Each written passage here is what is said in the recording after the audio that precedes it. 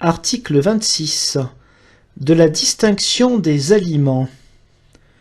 Une croyance généralement répandue a existé non seulement parmi le peuple, mais encore parmi ceux qui enseignent dans les églises, à savoir que les distinctions entre les aliments et semblables traditions humaines sont des œuvres utiles pour mériter la grâce et pour satisfaire pour les péchés. Que le monde pensait ainsi, c'est ce qui ressort de la création quotidienne de nouvelles cérémonies, de nouveaux ordres, de nouvelles fêtes, de nouveaux jeûnes. Et les docteurs dans les temples exigeaient ces œuvres comme des prescriptions nécessaires pour mériter la grâce et épouvantaient grandement les consciences si elles omettaient quelque chose. De cette croyance concernant les traditions ont résulté de nombreux inconvénients dans l'Église.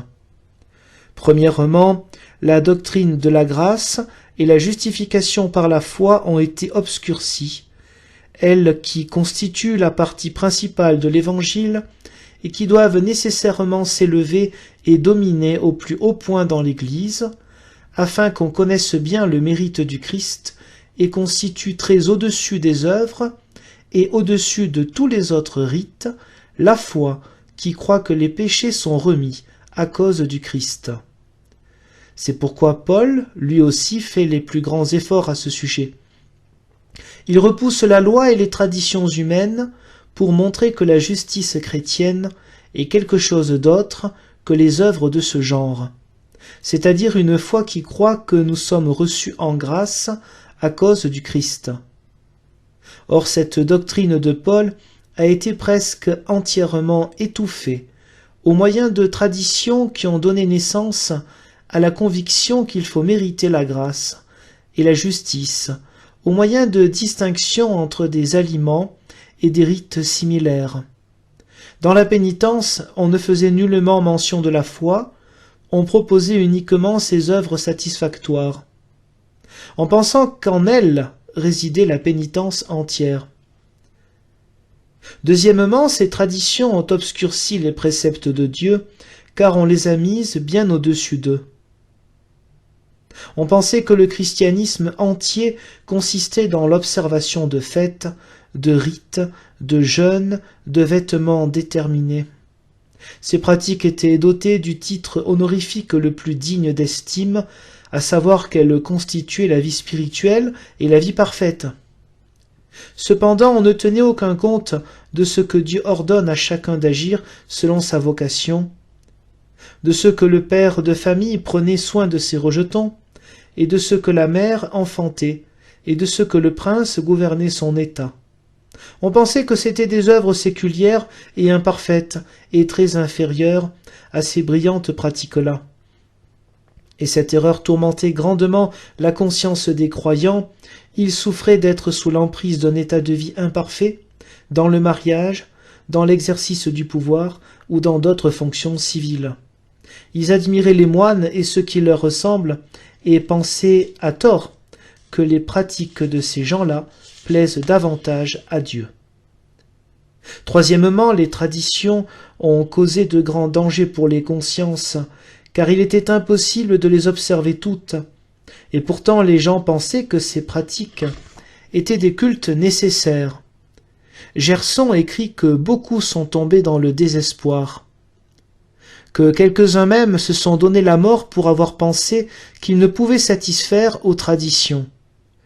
Et il ajoute que dans l'intervalle, ils n'avaient perçu aucun réconfort dû à la justice de la foi et à la grâce. Nous voyons les somistes et les théologiens codifier les traditions et rechercher des épicas pour soulager les consciences. Mais ils ne les libèrent pas assez. Au contraire, entre-temps, ils leur tendent plutôt des pièges. Et les écoles et les assemblées ont été si occupées à codifier les traditions qu'elles n'ont pas eu le loisir de toucher à l'écriture et de rechercher une doctrine plus utile relative à la foi, à la croix, à l'espérance, à la dignité des choses séculières, au réconfort des consciences dans les tentations pénibles. Ainsi, Gerson et quelques autres théologiens se sont-ils plaints avec énergie de ce que ces querelles concernant les traditions les empêchaient de s'appliquer à une meilleure sorte de doctrine.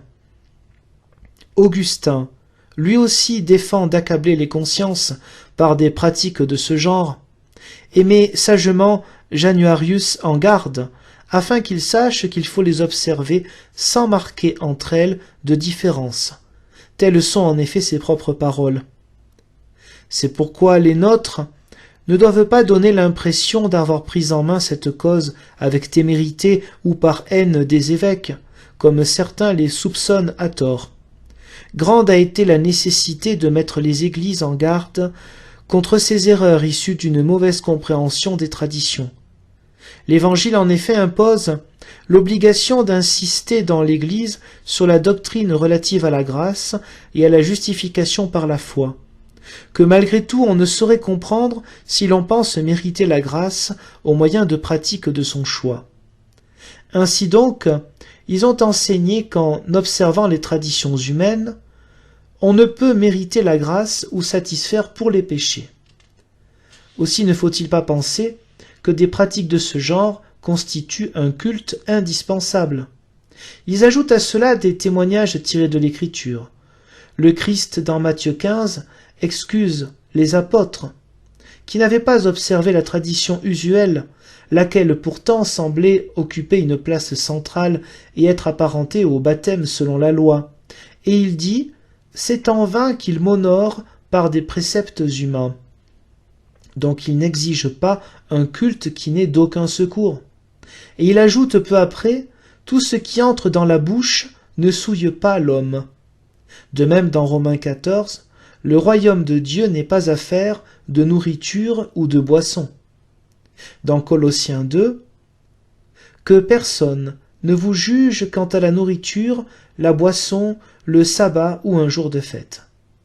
Dans Acte 15, Pierre déclare « Pourquoi tentez-vous Dieu en mettant sur le cou des disciples le joug que ni vos pères ni nous n'avons pu porter ?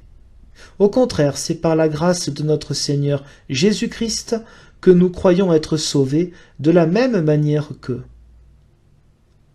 Ici, Pierre défend d'accabler les consciences par de nombreux rites prescrits soit par Moïse, soit par d'autres. Et dans 1 Timothée 4, l'interdiction d'aliments est appelée doctrine de démons, parce qu'il est contraire à l'Évangile d'instaurer ou de faire de telles œuvres pour mériter par elles la grâce, ou comme si la justice chrétienne ne pouvait exister sans un tel culte. Ici, les adversaires objectent que les nôtres prohibent, comme Jovinien, la discipline et la mortification de la chair. Mais en vérité, on découvrira autre chose en consultant leurs écrits. Ils n'ont eu de cesse en effet d'instruire les chrétiens de la croix, à savoir qu'il faut qu'ils endurent des épreuves. Et c'est une mortification vraie et grave et non fictive, qu'être tourmenté par des épreuves variées, et crucifié avec le Christ. En outre, ils enseignent que tout chrétien doit se livrer de la sorte à la discipline du corps et se contraindre aux exercices du corps et aux travaux corporels, de peur que la satiété ou que l'oisiveté ne le pousse à pécher, et non pour qu'au moyen de ces exercices-là, nous méritions la rémission des péchés ou que nous satisfassions pour les péchés. Et cette discipline du corps, il faut la pratiquer avec insistance, sans cesse, et non seulement durant un petit nombre de jours déterminés.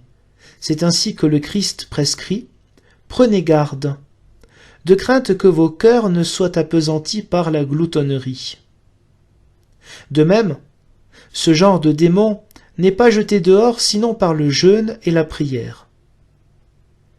Et Paul déclare « Je châtie mon corps et je le réduis en esclavage. » Là, il montre clairement qu'il ne châtie pas son corps pour mériter au moyen de cette discipline la rémission des péchés, mais pour avoir un corps obéissant et apte aux choses spirituelles et aux devoirs que chacun doit accomplir selon sa vocation.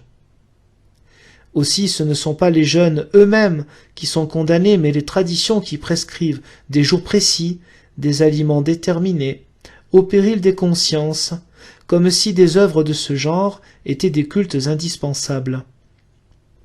Cependant, chez nous, de très nombreuses traditions ont été conservées, telles que l'ordre des leçons dans la messe, les jours de fête, etc., qui contribuent utilement à ce que tout s'accomplisse régulièrement dans l'Église. Mais entre-temps, on rappelle qu'une telle pratique ne justifie pas devant Dieu, et que si de telles choses sont omises sans scandale, il ne faut pas regarder cela comme un péché. Cette liberté à l'égard des rites humains n'a pas été ignorée des pères. En Orient, en effet, la fête de Pâques était observée en un autre temps qu'à Rome, et quand les Romains, à cause de cette disparité, accusèrent l'Orient de schisme, d'autres leur firent remarquer qu'il n'est pas nécessaire que de telles coutumes soient partout les mêmes. Et Irénée dit « Un désaccord dans le jeûne ne rompt pas un accord dans la foi ». Et dans la Distinctio 12, le pape Grégoire fait connaître qu'une telle disparité ne nuit pas à l'unité de l'Église. L'histoire tripartite, elle aussi, au livre 9, réunit de nombreux exemples de rites dissemblables et énonce cette sentence. L'intention des apôtres n'a pas été de sanctionner des jours de fête, mais d'enseigner une bonne manière de vivre et une bonne piété.